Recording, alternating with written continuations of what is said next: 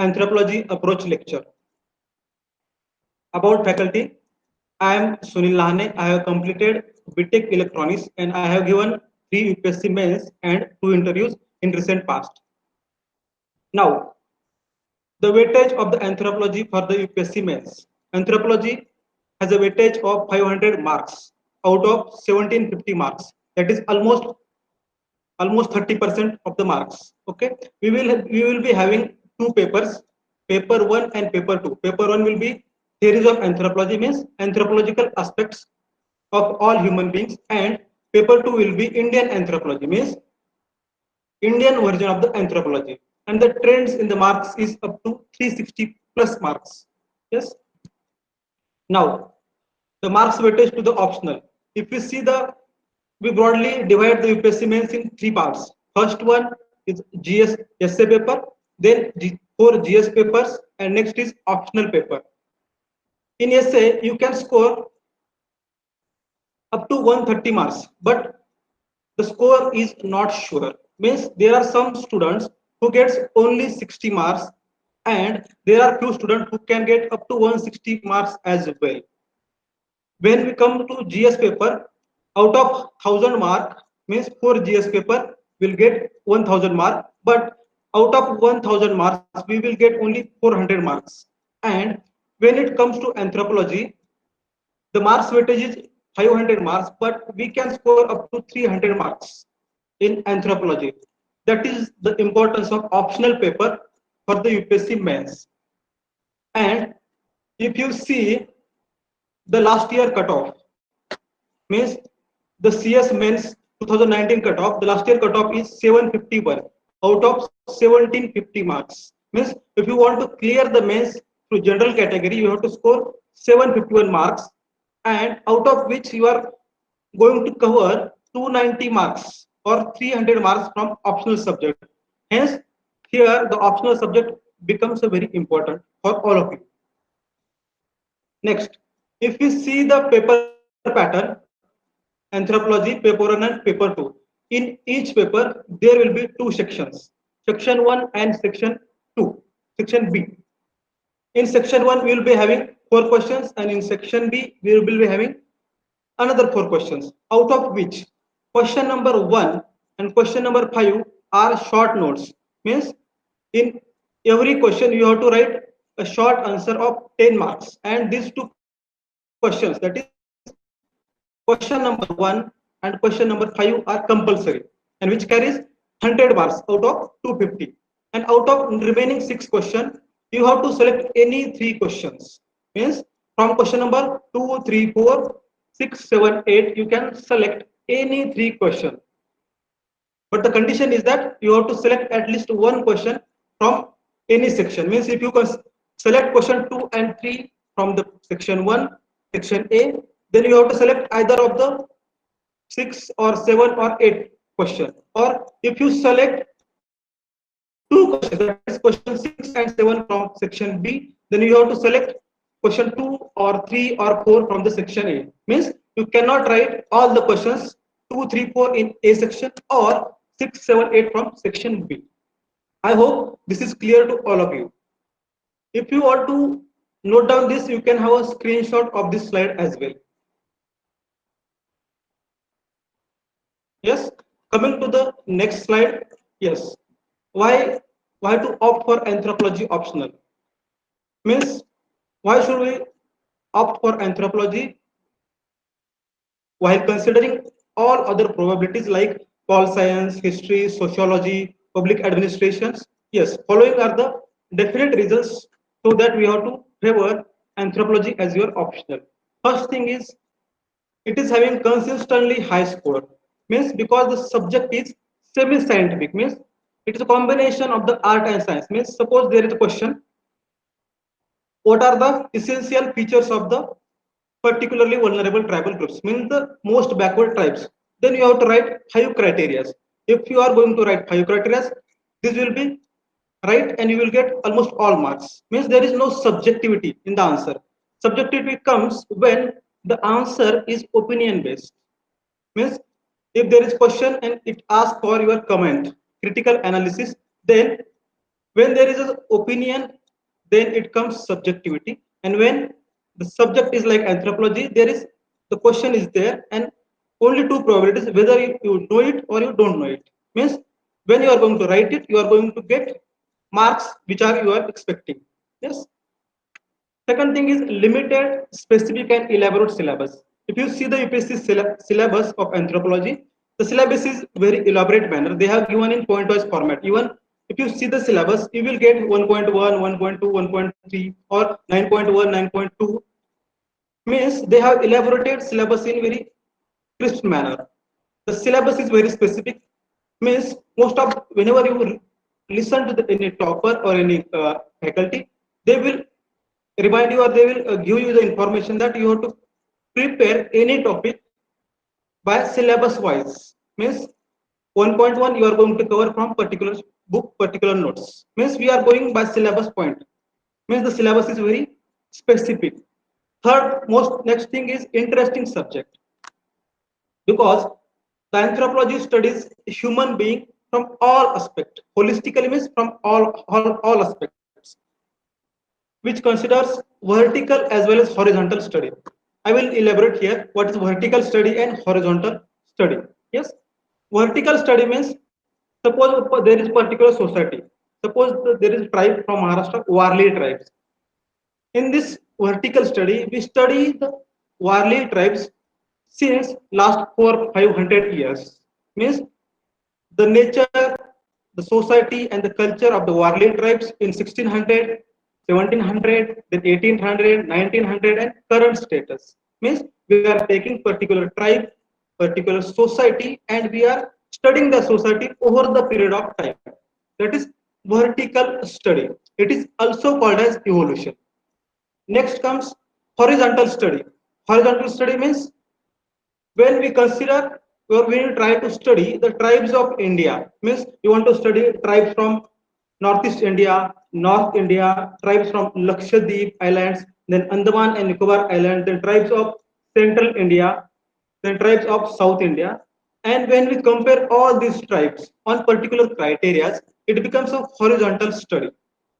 Yes, we study both vertically as well as horizontally. Means in vertical study, we take a particular society or the tribe and we try to know how that society has been changed over the period of time.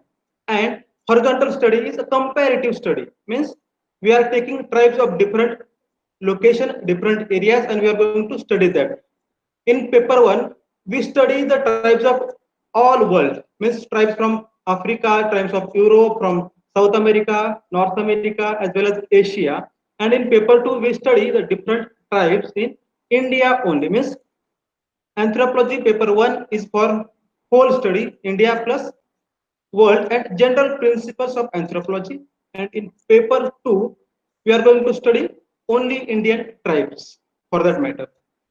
Next thing is diverse nature of the syllabus. Means, as I have said earlier, it tries to study holistically, means from all angles, means how the society evolved, how the economy of the human being evolved, how the polity evolved, how the various institutions evolved. Institutions means social institutions like marriage, family, kinship, how these terms have evolved over the period of time, how we study all types of human beings. For example,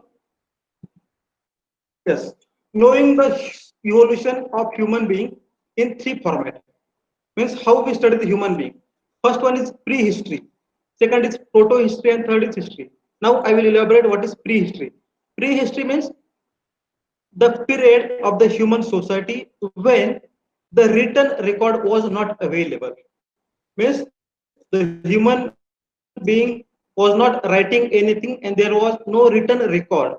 So it becomes very difficult to study that human society. For example, if you want to study the pre-happen human societies or the first man, Homo neanderthal man, Homo sapien man, or before that, we for that matter we don't have a written record. For that we have to study what is their tools, means which kind of tools they have used, what kinds of houses they used to make or they used to live, what kinds of occupation they do, and their way of life, overall way of life. That is prehistory of society. Next is proto-history. What is proto-history? Means there is a written record of that society, but as of now we are not able to understand that recording or that written record of that society.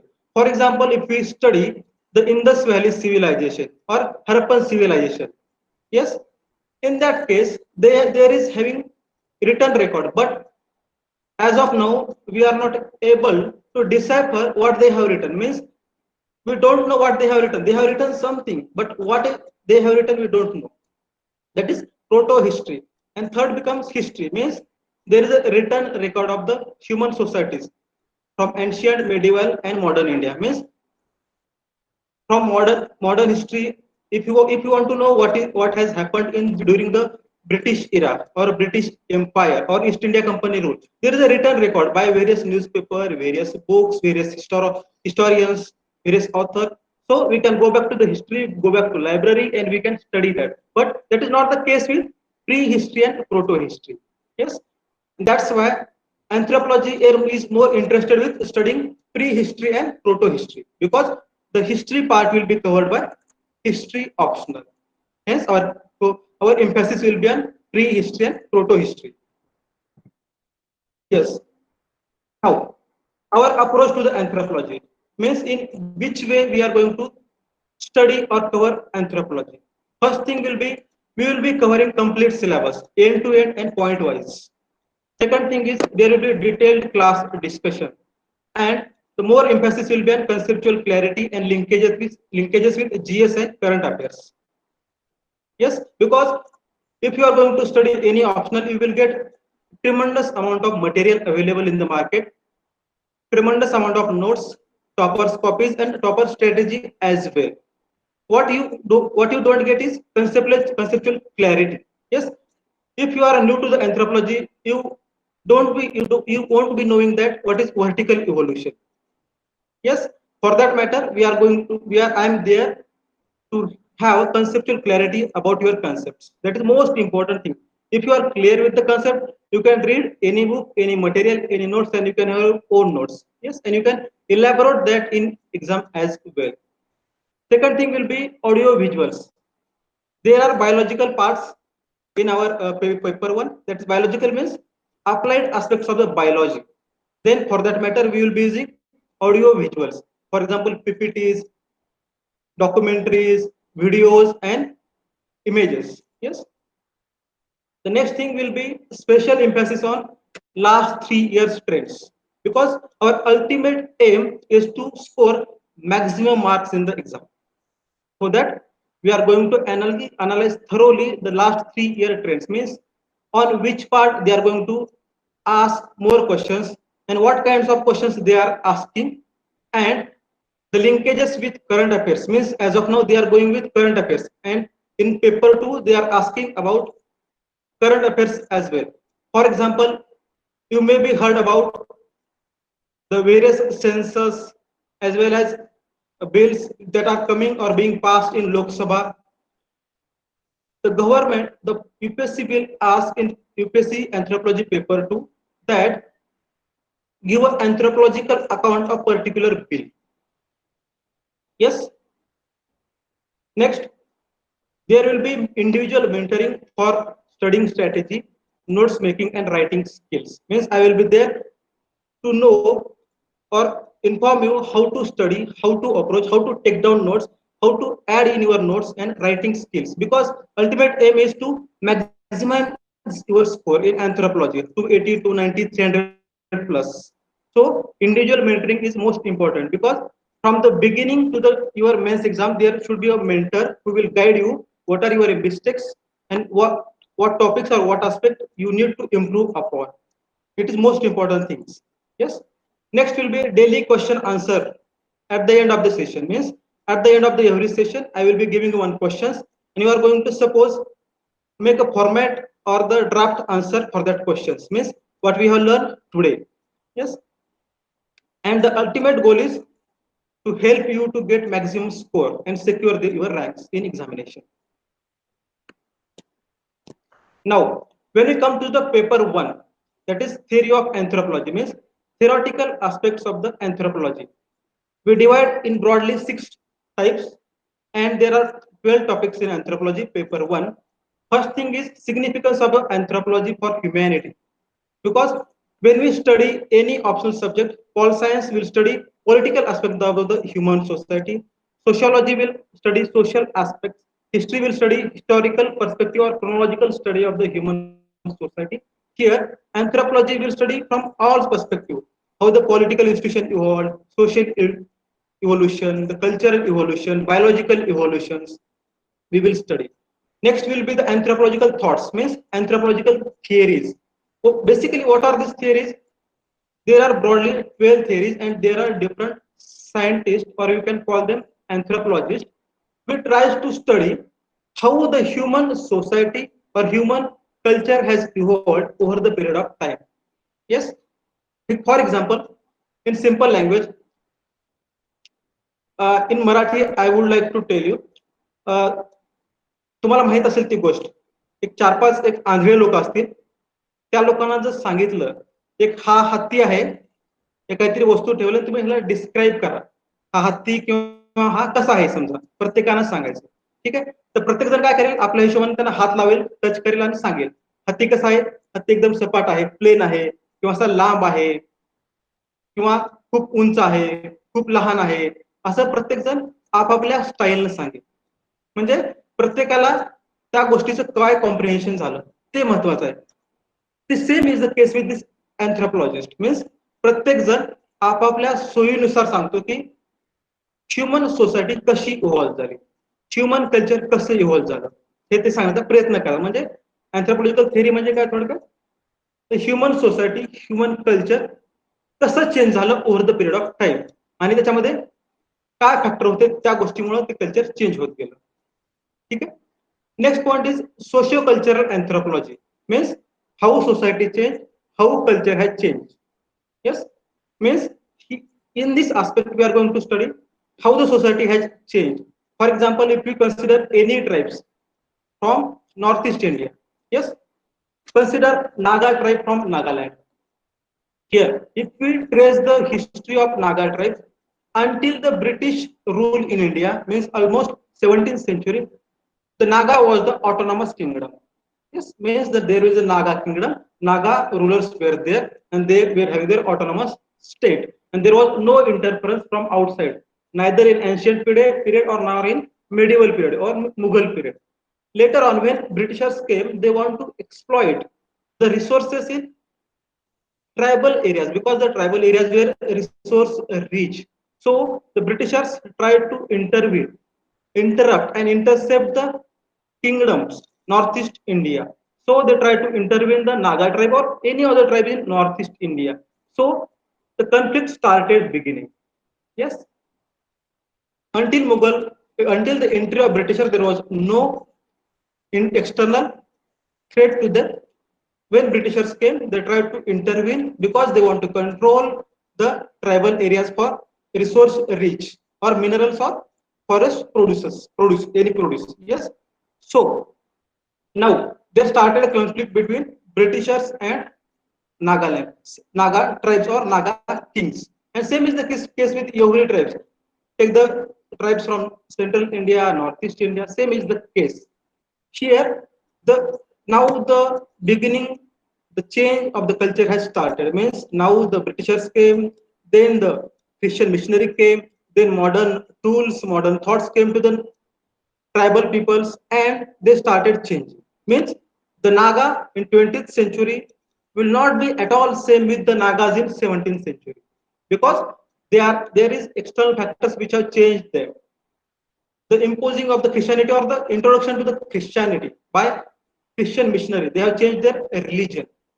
At the same time, they give up their traditional clothing, especially by the youngs, and they start wearing jeans or Western clothes. At the same time, they change their taste. Like earlier, they used to have their traditional folk dance, music, songs. Now they are going for Western culture.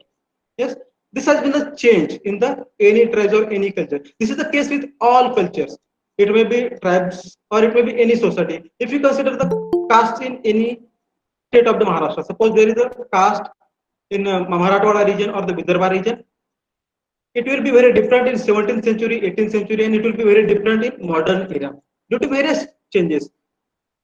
The modern, the British rule or the modern spectrum, modern era changes, the coming of the technology, social media, spread of the other medias, they have changed every society.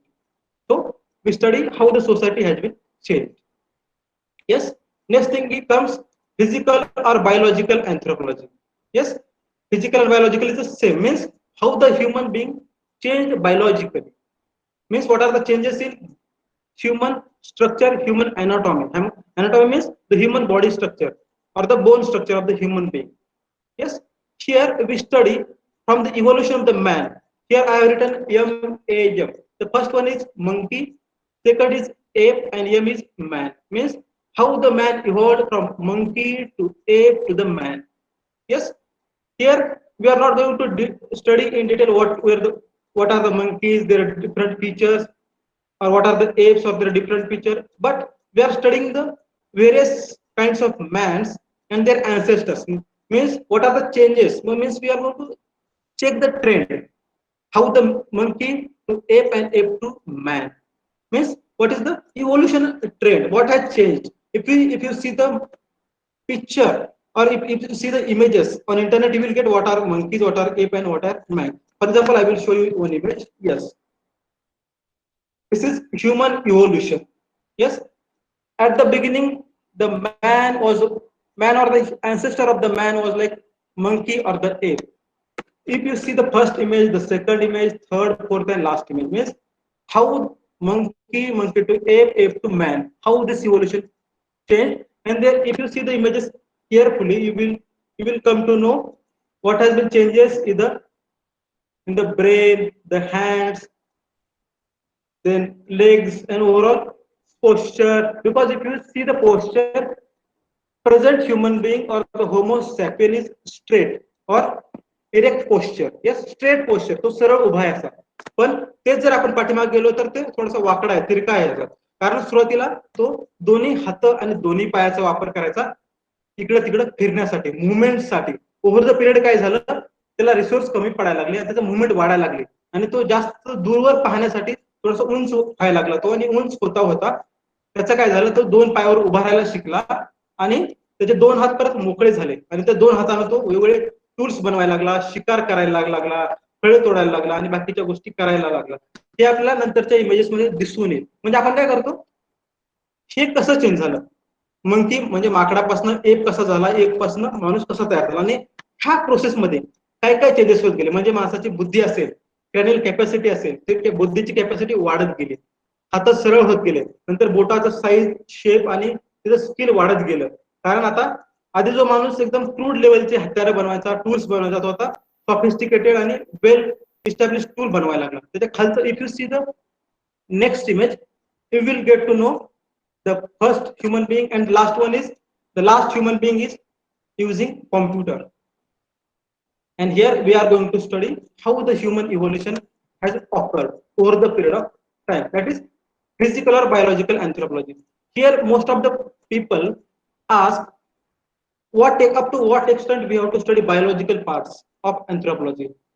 For your information, there are almost 26 optional in UPSC mains examination, and there is separate optional of botany or zoology.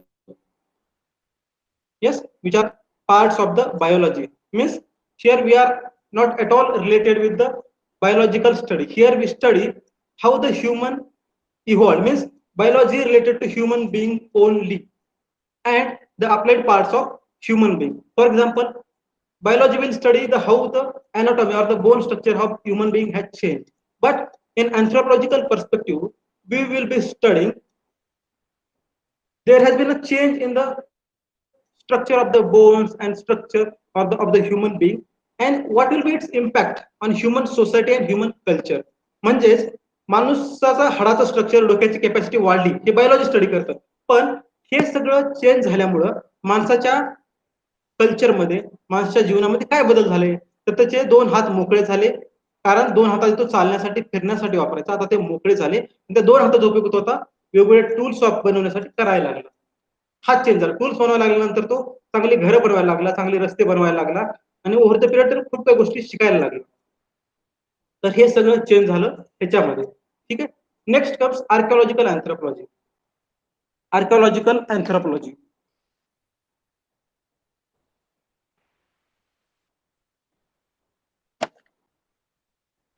Here, as I have said earlier, archaeology means digging the various sites and try to know the remains of the human being. For example, Indus Valley civilization, and we call it as a Harappan civilization or संस्कृती. यामध्ये आपण काय करतो archaeology मध्ये एखादी sites घेतो, archaeological site त्या साइटचं digging करतात, तिथं काय मटेरियल काय टूल सापडतात, काय काय स्ट्रक्चर सापडतात, त्याचा आपण स्टडी करतो आणि ह्याच्यावर आपण एक अंदाज बांधण्याचा प्रयत्न करतो. का आर्किओलॉजीचा उपयोग काय आहे तर या काळामध्ये त्यांचं त्या सोसायटीचं काहीही रिटर्न रेकॉर्ड नाही आणि रिटर्न स्टडी करायचा असेल तर कसं करायला लागेल तर ते एखाद्या साइट्स वरती आपल्याला ते खोदायला लागेल, त्याची काय टूल सापडले, त्यांची घरं कशी होती, त्यांची राहण्याची स्टाईल काय होती, कोणत्या कोणत्या वस्तू वापरायचे, ते या सगळ्या गोष्टींचा अभ्यास करायला लागेल आणि तेव्हाच आपल्याला कळू शकेल की त्यांचं कल्चर कसं होतं. आणि हे महत्व आहे आर्किओलॉजीचं. आणि आर्किओलॉजी मध्ये काय करतो आपण पेपर 1 आणि पेपर 2 मध्ये पण आर्किओलॉजी आहे. पेपर 1 मध्ये जे प्रिन्सिपल आहेत आर्किओलॉजीचे, म्हणजे आर्किओलॉजीचं डिगिंग कसं करायचं, त्यांचं एजिंग कसं करायचं किंवा ते कशी मांडणी करायची, म्हणजे कुठलं साईट कधी होती, कुठलं कल्चर आधी होतं, कुठलं कल्चर नंतर होतं, हे कशाच्या आधारे आपण ठरवायचं, ते ठरवायचं. त्यासाठी प्रिन्सिपल आहेत.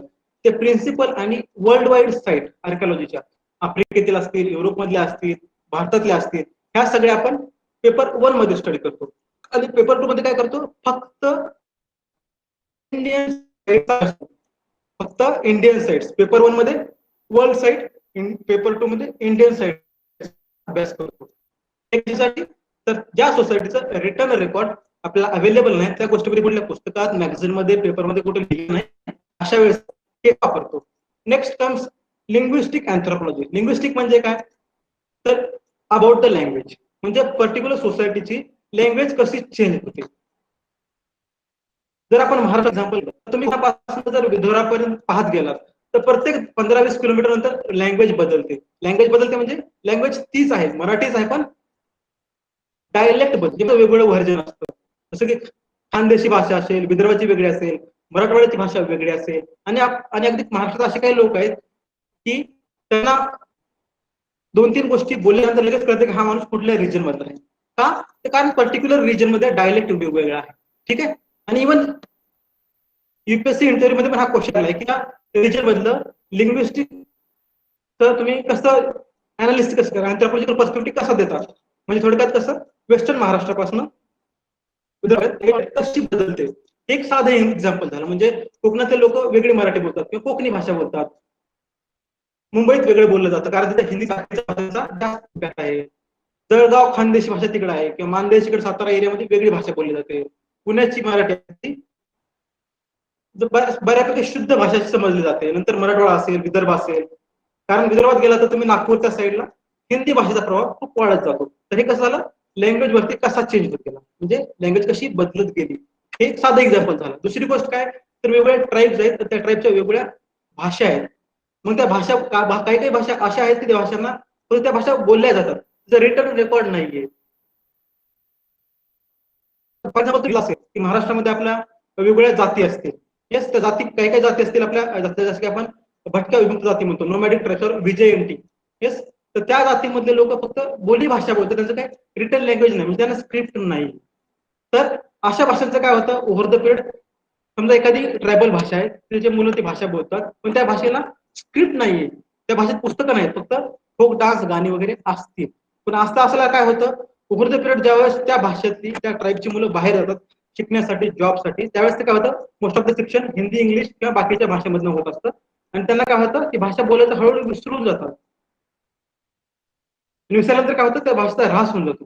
ठीक आहे. मग ओव्हर द पिरियड काय होतं ती भाषा लुप्त पावते, व्हॅनिश होते. त्यामुळे आपण ह्या भाषेचा स्टडी करणं आवश्यक आहे. आणि आता आपण काय करतो मॉडर्न सगळे टूल्स वापरून त्या भाषेचं कन्झर्वेशन करण्याचा प्रयत्न करतो. फॉर एक्झाम्पल आता आपण ट्रायबल एरियामध्ये सगळी छत्तीसगडमध्ये मॉडेल आहे, मॉडेल प्रायमर नावाचं. तिथे काय करतात ते आदिवासी मुलांना शिकवण्यासाठी जर पुस्तक असेल तर पुस्तकाच्या 2 पेजेस असतील तर एका पेजेसवरती इंग्लिश किंवा हिंदी भाषेनं लिहिलेलं असतं आणि दुसऱ्या बाजूला त्यांच्या ट्रायबल भाषेमध्ये लिहिलेलं असतं. म्हणजे काय तर tribal language and main stream और ब्रिज लँग्वेज और हिंदी इंग्लिश लँग्वेज ह्या दोन्ही गोष्टींचा सायमल्टेनियस अभ्यास केला जातो. याचं कारण काय तर एक तर त्या मुलांना समजायला सोपं जावं आणि दुसरी गोष्ट ती भाषा कन्झर्व केली जावी. बऱ्याच ठिकाणी डिस्ट्रिक्ट ऍडमिनिस्ट्रेशन असे पण इनिशिएटिव्ह घेतात जसं की कम्युनिटी रेडिओ नावाचा प्रकार असेल तर ते काय करतात त्यांच्या बोली भाषेमधनं लोकल न्यूज असतील गाणे असतील ते सगळे प्रसार करतात किंवा ते ब्रॉडकास्ट करत असतात. हे कशासाठी लँग्वेजचं कन्झर्वेशन करण्यासाठी. कारण ओव्हर द पिरियड छोट्या छोट्या लँग्वेज ऱ्हास होत चालल्यात किंवा व्हॅनिश होत चालल्यात. हे त्यांचा महत्वाचं आहे. आणि सगळ्यात शेवटचं तर application of the anthropology paper 1 मध्ये.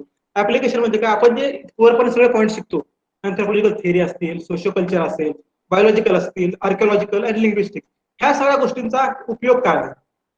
काय उपयोग आहे तर पहिला आपण बघितलं तर कुठल्याही सोसायटीची लँग्वेज कन्झर्व करण्यासाठी आपण अँथ्रोपॉलॉजीचा वापर करू शकतो. अँथ्रोपॉलॉजिकल टूल्सचा. दुसरी गोष्ट कशी आहे आर्किओलॉजिकल साईट. आर्किओलॉजी साईट कशी तर समजा आता सिंधू संस्कृती असेल किंवा इंडस व्हॅली सिव्हिलायझेशन असेल त्याचा स्टडी करण्यासाठी त्यावेळेस लोक कसे होते याचा स्टडी करण्यासाठी आर्किओलॉजी वापरतो.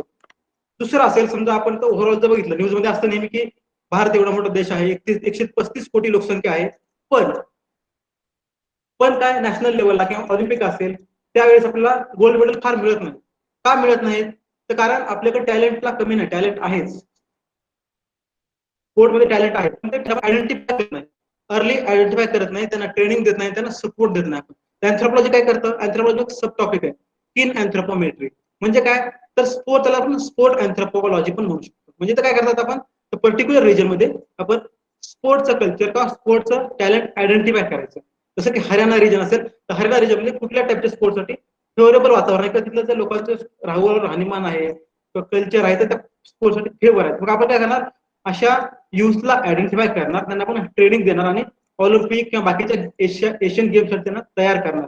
कॉमनवेल्थ गेम असतील अशा गेमसाठी त्यांना प्रिपेअर करा जेणेकरून इंटरनॅशनल लेवलला इंडियन्सना जास्त मेडल्स मिळतील आणि आपलं स्ट्रेचर वाढेल इंटरनॅशनल लेवलला. हे याचं ऍप्लिकेशन आहे. दुसरं ऍप्लिकेशन तुम्हाला एक्झाम्पल सांगतो मी. पाठीमागे एक एबोला नावाचा रोग आला होता आफ्रिकेमध्ये. तर त्यावेळेस काय झालं होतं की बऱ्याच लोकांना असं तिथल्या ओव्हरऑल WHO त्या सायंटिस्टला प्रश्न पडला की पर्टिक्युलर रिजन आहे त्या रिजन मध्ये बाकीकडे सगळ्यांकडे एबोला रोगाचा प्रसार थांबलाय एबोला कंट्रोल मध्ये आलाय असं का होतंय त्यासाठी कंट्रोल मध्ये काय येत नाही. ज्यावेळेस अँथ्रोपॉलॉजिस्ट आणि ते सायंटिस्ट तिथे पोहोचले तर तेव्हा त्या लक्षात आलं की त्या ट्राईब मध्ये एक लास्ट रिच्युअल जे असते मेल्यानंतर शेवटचा निरोप होतो त्यावेळेस ते काय करायचे कम्युनिटी मधला प्रत्येक माणूस डेड बॉडी जवळ जायचं आणि त्या डेड बॉडीला आलिंगन द्यायचं असतं मिठीत मारायचं एकदम. आणि त्यावेळेस काय व्हायचं डेड बॉडी सोबत क्लोज कॉन्टॅक्ट आल्यामुळे तो रोग तो एबोला सगळ्या ठिकाणी जायचा आणि सारखंच व्हायचं. मग एका डेड बॉडीच्या वेळेस त्या क्रिमेशनच्या वेळेस 20 लोक आले असतील तर 20 लोकांना पसरायचा आणखी 20 जणांना पसरायचा. हे असं कळलं पण WHO ला सुरुवातीला कळच नाही की असं का होतंय पण अँथ्रोपॉलॉजीला कळलं त्यांची ट्रेडिशन आहे त्या डेड बॉडीला अशी मिठी मारली जायची. त्यावेळेस अँथ्रोपॉलॉजीचं ऍप्लिकेशन महत्वाचं आहे. का तर एखादा ट्रेंड आयडेंटिफाय करणं सोल्युशन काढणं यासाठी अँथ्रोपॉलॉजीचं ऍप्लिकेशन महत्वाचं आहे. ठीक आहे. तर हे झालं ओव्हरऑल पेपर 1. पेपर 1 12 टॉपिक आणि ओव्हरऑल 6-7 ब्रॉड याच्यामध्ये आपण डिवाइड करतो. Second paper 2 Indian anthropology. Paper 2 मध्ये 9 टॉपिक. पेपर 2 हा फक्त इंडियन सोसायटी होती रिव्हॉल्व करतो कारण आपण थिअरी सगळे कन्सेप्च्युअल सगळे आस्पेक्ट पेपर 1 मध्ये ऑलरेडी बघतो आपण. पेपर 2 मध्ये काय होतं बघा इंडियन आर्किओलॉजी म्हणजे जसं की सांगितलं आपण आर्किओलॉजी मध्ये फक्त इंडियन साइट्स पुढे इंडियन सोसायटी म्हणजे इंडियन सोसायटीमध्ये आपण ब्रॉड मध्ये इंडियन सोसायटी बघतो. इंडियन सोसायटी कशी आहे कास्ट स्ट्रक्चर कसं आहे कास्टमध्ये डॉमिनंट कास्ट आहेत काही वीक कास्ट आहेत अनटचॅबिलिटी होती आता हळूहळू कमी होत चाललंय तर हे बघतो आपण सगळं. फॉर एक्झाम्पल थोडक्यात सांगायचं म्हणलं तर इंडियन सोसायटीमध्ये एक डॉमिनंट कास्ट नावाचा म्हणजे पर्टिक्युलर रिजन मध्ये कास्ट डॉमिनंट असतं. ठीक आहे. तर ती कास्ट डॉमिनंट का असते, तर त्यांच्याकडे सुरुवातीला वे ऑफ मीन्स किंवा प्रोडक्शनचे मीन्स असतात. फॉर एक्झाम्पल आपण थोडं पाठीमागे गेलो तर शेती घेतली तर डॉमिनंट कास्टकडे ऑलमोस्ट सगळ्या शेतीची फील्डची लँडची ओनरशिप जास्त असायची. ठीक आहे, त्यांच्याकडे एक तर लँडची ओनरशिप जास्त आहे, ट्रॅडिशनल लिडरशिप त्यांच्याकडे होतं, न्यूमरिकल स्ट्रेंथ जास्त आहे.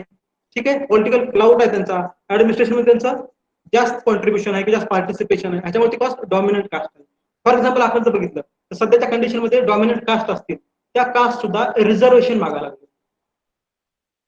तुम्हाला मराठा असेल, गुजरातमध्ये पट्टीदार असतील, आंध्रामध्ये काकू असतील, वरी गुज्जर असतील, बाकीचे दुसरे कोणी पण लोक असतील. आधीच्या काळामध्ये काही वर्षापूर्वी डॉमिनंट कास्ट होते आपापल्या रिजन मध्ये, पण आता तेच लोक असं का होतंय, तर आपण याचा अँथ्रोपॉलॉजिकल स्टडी करतो की असं कशामुळे होत असावं. सोसायटी त्यांची स्ट्रेंथ जी होती स्ट्रेंथ कमी व्हायला लागली. त्यांच्याकडे शेतीची मालकी किंवा लँड ओनरशिप जास्त होती, त्यामुळे त्याला काही हे नव्हतं. पण ओव्हर द पिरियड काय लँडचं रिडिस्ट्रीब्युशन झालं, सोबत काय झालं, जसं जसं पुढे होत नवीन पिढ्या येत गेल्या तसं लँडचं रिडिस्ट्रीब्युशन झालं नवीन पिढ्यामध्ये, मग हळूहळू फ्रॅगमेंटेशन झालं. मग ओव्हर द पिरियड काय झालं, एका पिढीमध्ये एखाद्याला 50 एकर शेती असेल तर पुढच्या पिढीमध्ये प्रत्येकाला 5 भावंड असतील तर 10 एकर आलं, 10चं परत 2 एकर आलं, 2 एकर आलं, आणि असं की 1 एकर शेत असेल, 2 एकर शेती असेल तर त्याच्यामध्ये भागवणं शक्य नाही होत. मग त्यावेळेस जॉबची गरज पडते, आणि जॉबचा इश्यू काय होतो, प्रायव्हेट जॉब आहेत पण त्यावेळेस तुम्ही रुरल एरियात जाता स्किल नाही आहेत मॉडर्न जॉबला अकोमोडेट करण्यासाठी. आयटी सेक्टरमध्ये सध्या बूम आहे, सगळ्यात जास्त पैसा सध्या आयटी सेक्टरला आहे, पण ते सेक्टर कसं आहे, स्किल इंटेन्सिव्ह. तुझ्याकडे स्किल असेल तर तुम्हाला पैसा मिळणारच, पण खेड्यात राहणाऱ्या लोकांना तेवढं स्किल नसतं, तेवढं त्यामुळे काय होतं, त्यांचं गव्हर्नमेंट जॉब मध्ये आम्हाला रिझर्वेशन मिळलं पाहिजे ही मागणी जोर धरायला लागते. आणि हे सगळीकडे सेम आहे, महाराष्ट्र असेल, गुजरात असेल, आंध्र असेल, हरियाणा असेल, युपी असेल, almost most of the region मध्ये डॉमिनंट कास्ट रिझर्वेशन मागायला लागेल. तर ह्या गोष्टी आपण स्टडी करतो. ठीक आहे, पुढे तर ट्रायबल अँथ्रोपॉलॉजी म्हणजे इंडियामध्ये कुठल्या ट्राईब्स आहेत वेगवेगळ्या लोकेशन मधल्या, आणि त्यांचं लोकेशन कुठं आहे, आणि त्या ट्राईब्स मागास का आहेत, बॅकवर्ड का राहिल्या, आधी काय म्हणजे एन्शियंट मध्ये त्यांचं काय लोकेशन होतं, मिडिवल मध्ये काय होतं, मॉडर्न मध्ये काय झालं, आणि सध्या काय कंडिशन आहे त्यांची, ह्याचा आपण स्टडी करू. ट्रायबल अँथ्रोपॉलॉजी म्हणजे इंडियन सोसायटी इन जनरल आणि ट्रायबल सोसायटी इन पर्टिक्युलर. वर्षाचा ट्रेंड जर घेतला युपीएससी मध्ये, आपण जर ट्रायबल अँथ्रोपॉलॉजी क्वेश्चन अटेम्प्ट केले तर मार्क्स जास्त मिळण्याची प्रोबॅबिलिटी आहे, कारण याच्यामध्ये आपण स्पेसिफिक डेटा लिहू शकतो. तुम्ही आन्सर घेतलं तर थोडंसं जनरलाइज आन्सर होतं आणि तेवढे जास्त मार्क नाही मिळत, पण जास्त मिळण्याची जास्त आहे. ओव्हरऑल आहे पेपर 2 चं क्लासिफिकेशन. ठीक आहे, ट्राइब्स ऑफ इंडिया तुम्हाला इमेज, ठीक आहे, हे जे इमेज बघितलं आपण वेगवेगळ्या ट्राइबचे लोक थोडक्यात दाखवले तुम्ही. आपण स्टडी ऑफ इंडिया आपण कसं नंतर स्टडी करणार आहे, तर आपण इंडियाचा मॅप आपल्या डोळ्यासमोर ठेवणार. त्या मॅप मध्ये आपण दाखवणार की नॉर्थ मध्ये कुठल्या ट्राइब्स आहेत, नॉर्थ ईस्ट मध्ये कुठले आहेत, सेंट्रल इंडियात कुठले आहेत, अंदमान निकोबार मध्ये कुठले, मधले कुठले आहेत, राजस्थानच्या डेझर्ट एरियात कुठले आहेत. कारण हे जे ट्रायबल लोक आहेत, तुम्ही जर बघितलं आदिवासी लोक, एक तर ते कुठे आहेत, एकदम डोंगर भाग असतील, आयलँड्स मध्ये असतील, अंदमान किंवा लक्षद्वीप असेल किंवा डेझर्ट एरिया, म्हणजे त्या आयसोलेशन आहे ह्या एरियामध्ये हे जास्त लोक आहेत. ठीक आहे, आयसोलेशन आहे म्हणजे काय होतं, कनेक्टिव्हिटीचा इश्यू होतो, फिजिकल कनेक्टिव्हिटी, रोड नाही, ब्रॉडबँड कनेक्शन नाही, बऱ्याच वेळा इलेक्ट्रिसिटी नसते, कोणतं नेटवर्क सोय येत नाही, हे कमी असतं. त्यामुळे काय होतं, हेल्थ जास्त स्प्रेड व्हायला जास्त अवघड जातं. असं जरी असलं तर आयसोलेशनचा सध्याच्या कंडिशन कोविडचा स्प्रेड जास्त नाही म्हणून. ठीक आहे, हा एक फायदा पण आहे आपण बघायला गेलो तर. ठीक आहे, what you can do as a beginner. Yes, म्हणजे तुम्ही आता जर सुरुवात केला अभ्यासाला तर तुम्ही बिगिनर म्हणून काय करू शकता. Yes, first and most important thing is go through syllabus. Syllabus एकदा बघून घ्या सगळं, पेपर 1 चा आणि पेपर 2 चा सुद्धा. See the previous year question paper, म्हणजे गेल्या 3 वर्षाचे क्वेश्चन पेपर बघा तुम्ही, क्वेश्चन कुठल्या ह्याच्यावरती विचारायला लागले. ठीक आहे, नंतर सिलेबस आणि क्वेश्चन बघितल्यानंतर सिलेबसच्या पॉईंट वाईज बुक लिस्ट तयार करा, आणि हे बुक लिस्ट मी स्वतः प्रोव्हाइड करेल, त्यामुळे तुम्ही टेन्शन घ्यायची गरज नाही. येस, आपण बुक लिस्ट तयार करणार आहे, आणि ह्या सगळ्यामध्ये सगळ्यात महत्वाची गोष्ट काय, तर तुमच्या सगळ्या स्वतःच्या नोट्स असल्या पाहिजेत. हॅव युअर ओन नोट्स, अशा नोट्स पाहिजेत पेपर 1 आणि पेपर 2 च्या, की त्या पेपर 1 आणि 2 ह्या सगळ्या नोट्स 4 ते 5 तासामध्ये सगळं रिव्हिजन झालं पाहिजे. कारण काय होतं, मेन्सच्या आदल्या दिवशी तुम्ही ते स्पेसिफिक डेटा वाचला, ट्राईब्सची नावं असतील, अँथ्रोपॉलॉजीची नावं असतील किंवा स्टँडर्ड डेफिनेशन असतील, ह्या गोष्टी जर वाचल्या आदल्या दिवशी किंवा एक दिवस आधी, 2 दिवस वाचल्या रिसेंटली, तर ते तुमच्या लक्षात राहतं. नाहीतर काय होतं, अर्धवट आठवणं किंवा आठवायला वेळ लागणं असा प्रॉब्लेम होतो. आणि पेपरमध्ये आठवायला जर वेळ लागत असेल तर तुम्हाला पेपर कव्हर नाही होणार सगळं. आणि पेपर कव्हर नाही होलं तर ऑब्वियस आहे मार्क कमी मिळणार. त्यामुळे काय, स्वतःच्या नोट्स बनवायच्या. म्हणजे आपण क्लासमध्ये तो नोट डाऊन करायचा आणि नोट्स कशा घ्यायच्या हे तुम्हाला सांगेल परत मी. नोट्स लिहिताना काय करायचं, प्रत्येक पेजवरती 30% जागा रिकामी सोडायची. कारण त्या कन्सेप्ट बद्दल तुम्ही नंतर काही गोष्टी ऍड करणार, ऍटलीस्ट 30% जागा रिकामी सोडायची. आणि सगळ्यांनी डोक्यात ठेवा, आपण अभ्यासासाठी दुसऱ्याच्या नोट्स रेफर करायलाच पाहिजे, करू शकता. टॉपरचे नोट्स असतील, त्यांचे टॉपरचे क्वेश्चन आन्सर किंवा मॉडेल पेपर्स असतील ते बघा तुम्ही, त्यांचे इंटरव्ह्यू बघा, युट्यूबवर लेक्चर बघा, पण ते सगळं तुमच्या स्टाईलनं तुमच्या नोटबुकमध्ये नोट डाऊन करा. आणि तुमचं स्वतःचं नोटबुक रेडी पाहिजे, स्वतःचा नोट्स रेडी पाहिजे. कारण प्रत्येक जण दुसरा टॉपर असेल तर त्याच्या स्टाईलनं, त्याच्या गरजेनुसार त्या नोट्स बनवलेल्या असतील, त्या सगळ्या तुम्हाला लागू पडणार नाही. कारण स्वतःच्या नोट्स असतील तर रिवाइज करायला खूप कमी वेळ लागतो आणि ते आठवायला पण फास्ट होतं, आठवणं पण फास्ट होतं. त्या दोन्हीमुळे स्वतः नोट्स असणं खूप महत्वाची गोष्ट आहे. ठीक आहे. पुढं ओव्हरऑल स्ट्रॅटेजी कशी असली पाहिजे अँथ्रोपॉलॉजी किंवा कोणत्या ऑप्शनसाठी. पहिली गोष्ट रीडिंग, म्हणजे त्या ह्याचं सिलेबस वाईज आपण रीडिंग केलं पाहिजे आणि कन्सेप्ट समजून घेतल्या पाहिजे, सगळ्यात महत्वाचं. दुसऱ्या स्टेजला आपण काय करणार, नोट्स मेकिंग, ते आपण नोट्स काढून घेणार आहे. ठीक आहे. समजून नाही घेतलं तर आपण काय करणार, पुस्तकातलं किंवा नोट्स मधलं ऍज इट इज लिहून काढणार, त्याला काही अर्थ नाही.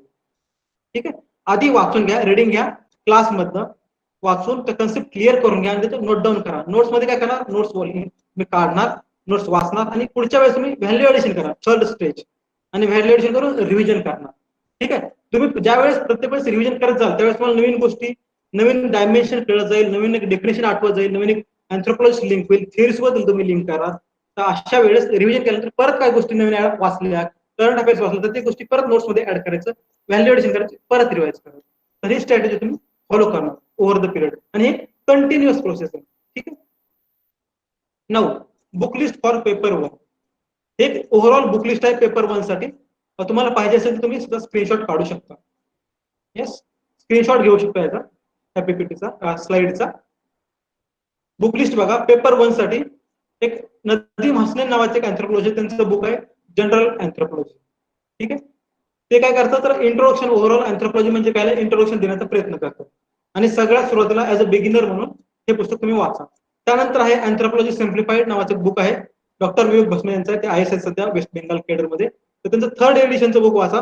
त्यांनी काय केलंय, सिलेबसचा प्रत्येक पॉईंट क्वेश्चन आन्सर फॉर्म मध्ये कव्हर केलाय. आणि यामुळे काय होतं, तर एक्झाम मध्ये आठवायला किंवा क्वेश्चन आन्सर कसं असलं पाहिजे यासाठी तुम्हाला स्टँडर्ड एक फॉर्मॅट मिळतो. त्यामुळे हे बुक चांगलं आहे. नंतर आहे ब्रेन ट्रीच्या नोट्स आहेत, त्यालाच आपण GS कार्तिकच्या नोट्स म्हणतो.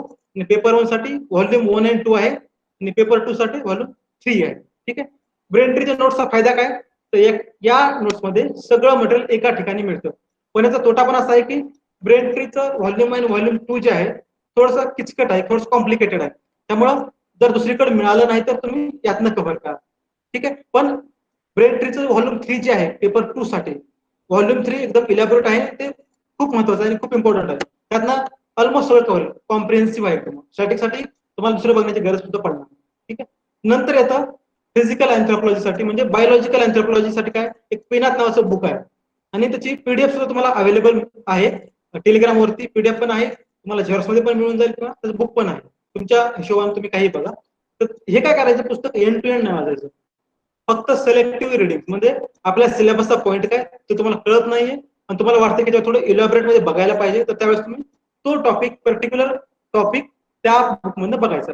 आणि सगळ्यात महत्वाचं, एक युट्यूब वरती मै भी भारत नावाची एक सिरीज आहे राज्यसभा टीव्ही वरती. त्यामध्ये ऑलमोस्ट 45-46 व्हिडिओ आहेत, अर्ध्या घंट्याची जी लेंथ आहे. तर ते व्हिडिओ तुम्ही बघा. त्यांनी काय केलंय, वेगवेगळ्या ट्राईब्स असतील, नॉर्थ ईस्टच्या असतील, याच्या ट्राईब्स असतील, तर त्या ट्राईबचं कल्चर त्यांनी डिस्क्राईब केलं आणि व्हिडिओ फॉर्मॅटमध्ये खूप इंटरॅक्टिव्ह सेशन आहे. म्हणजे फायदा काय होईल, तुम्हाला पर्टिक्युलर ट्राईब बद्दल तुम्हाला त्याची डिटेल माहिती मिळेल. आणि हे व्हिडिओ बघल्यामुळे काय होतं, व्हिडिओ ऑडिओमुळे फायदा काय असतो, ऑडिओ व्हिज्युअलचा, तर आपल्याला गोष्टी जास्त लक्षात राहतात आणि ते का आपण कधीच विसरत नाही. त्यामुळे हे सिरीज तुम्ही नक्की बघा. 45 व्हिडिओ आहेत, अर्ध्या घंट्याचे ऑलमोस्ट. मै भी भारत हे युट्यूबवर अवेलेबल आहेत सगळं. तर हे झालं ओव्हरऑल पेपर 1 साठी बुक लिस्ट. आणि ज्यावेळेस आपला पेपर आपण जसं सिलेबस पुढे जातो बघत बघत त्यावेळेस काही टॉपिकसाठी थोडं एक्स्ट्रा मटेरियल लागतं, त्यावेळेस मी तुला सांगत जाईल की प्रत्येक टॉपिक वाईज काय काय करायचं. ठीक आहे. आता नेक्स्ट इज पेपर 2 साठी. पेपर 2 साठी काय करायचं, सगळ्यात पहिल्यांदा इंडियन अँथ्रोपॉलॉजीचं पुस्तक आहे नदीम हसनेंचं, ते काय करतं इंडियन सोसायटीचं कव्हर करतं सगळं. आणि नेक्स्ट आहे ट्रायबल अँथ्रोपॉलॉजी, हे काय करतं इंडियन ट्राईब्सला कव्हर करतं सगळं. हे दोन्ही बुक आहेत नदीम हसनेंचे. फक्त त्यात काय करायचं, यातला जो डेटा आहे ना तो डेटा जरा जुना आहे, तो डेटा स्किप करायला काय हरकत नाही. फक्त कन्सेप्ट बघा, डेटा थोडासा जुना आहे कारण ते बुक बरंच जुना आहे, तर तो डेटा स्किप करू शकता, पण बाकी सगळं खूप महत्त्वाचं. आणि याचा फायदा कसा आहे या बुकचा, नदीम हसनेंच्या या बुकमध्ये खूप सोप्या भाषेमध्ये त्यांनी लिहून दिले सगळं, खूप सोपं दिलं त्यांनी. आणि जसं आधी सांगितलं अँथ्रोपॉलॉजी सिम्प्लिफाईड भस्मे सरांचं बुक आहे, त्यातनं कव्हर करा. नंतर आहे ब्रेन ट्रीचं व्हॉल्यूम 3 असेल पेपर 2 साठी. आणि रिपोर्ट हे तर सगळ्यात महत्त्वाची गोष्ट आहे. पेपर 1 साठी करंट अफेअर्सचा किंवा करंटचा लिंकेज फार कमी आहे, पण पेपर 2 साठी करंटचा रेफरन्स खूप महत्त्वाचा आहे. कारण ऑलमोस्ट जे लॉंग क्वेश्चन्स आहेत 15 मार्काचे आणि 20 मार्काचे क्वेश्चन्स, ठीक आहे, त्या क्वेश्चन मध्ये आपण रिपोर्टचं नाव लिहिणं, केस स्टडी लिहिणं महत्त्वाचं आहे. केस स्टडी म्हणजे काय, सपोज ट्रायबलच्या हेल्थ केअरवर तुमची कमेंट करा, current health states of the tribes of north east India, comment असं काय आलं तर तुम्ही नॉर्थ ईस्ट मध्ये कुठली एक ट्राईब म्हणून त्याचे केस स्टडी लिहू शकता. येस, त्यासाठी महत्वाचं काय तर 2 रिपोर्ट खूप महत्वाचे आहेत. पहिला आहे झाझा रिपोर्ट, त्याला आपण खाखा रिपोर्ट असंही म्हणतो. तर तो 2014चा रिपोर्ट जो आहे तो ओरिजिनल रिपोर्ट वाचायचा. त्याची समरी पण आहे 25 पानाची, पण समरी नाही, तो रिपोर्ट पूर्ण वाचायचा पूर्ण. का तर त्या रिपोर्टमध्ये एकदम सोप्या भाषेमध्ये रिपोर्ट आहे तो, आणि त्या रिपोर्टमध्ये त्यांनी काही काही स्टोरी दिलेल्या आहेत, काही काही केस स्टडीज दिलेले आहेत, आणि ते आपण ऍज इट इज आन्सर मध्ये वापरणार आहे. आणि त्यामुळे ते पूर्ण रिपोर्ट वाचायचा, ऑलमोस्ट 200-250 पानाचा रिपोर्ट असेल तो रिपोर्ट आपण पूर्ण वाचणार आहे सगळे. ठीक आहे, हा रिपोर्ट एक महत्वाचा आहे. आणि दुसरा रिपोर्ट आहे मिनिस्ट्री ऑफ ट्रायबल अफेअर्सचा दरवर्षी एक रिपोर्ट येतो स्टेटस ऑफ ट्रायबल्स म्हणून, त्याची आपण काय करणार आहे समरी बघणार आहे आणि हेल्थ आणि एज्युकेशन डेटा थोडासा बघून घेणार आहे. ठीक आहे, तर हे सगळं महत्वाचं आहे.